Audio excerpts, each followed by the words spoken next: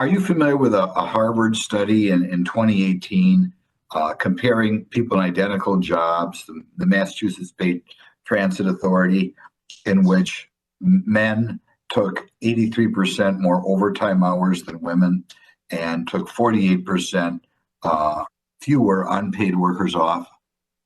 Congressman, yes, I am. I've read that study. It's an illuminating study. And I know, there are people who are going to maybe hate some of the people who work there for the choices they make, but you want to give us those numbers again and what we can learn from them?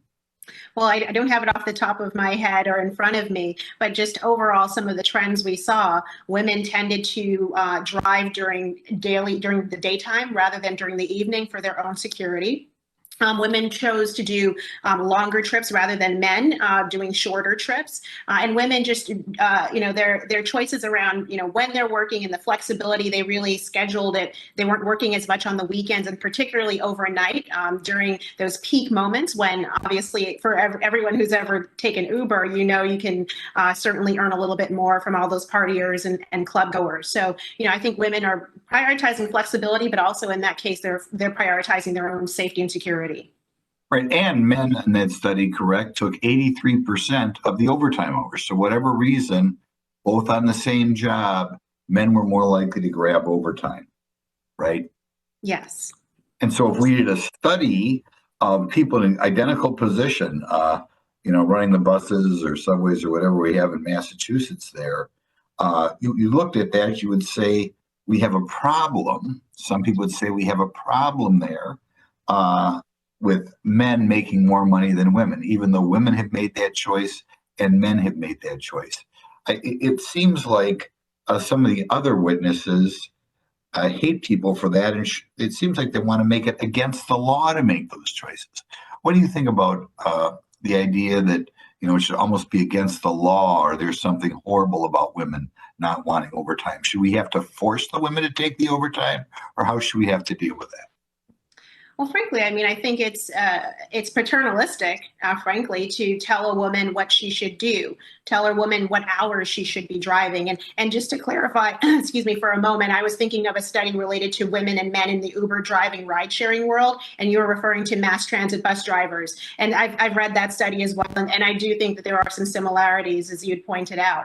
But just overall, I think what's important about where we are in 2021 is the fact that women have so many more choices than they did in 1963, 1964. And I think that's reflected in the growth of women entrepreneurs in this country. And so the idea of you need to tell a woman what hours to work to schedule her, or this idea that federal legislation would somehow eliminate the pay gap overnight, whether that's gender-based pay gap, also layering on race and layering on gender identities. That's not going to happen because, again, individuals are sorting, using economic terminology, they're sorting into the types of occupations they're interested in, and it's not just for pay, particularly for women. It could be flexibility, it could be fulfillment. And so we have to respect the choices that women get to make. We should not be determining or telling them what choices they need to make. Right. And it is apparent from some of the other witnesses we have today, almost the hatred against a woman who wouldn't want to work the overtime. And of course, that's a decision we all have to make to work 40 hours a week, to work 50 hours a week.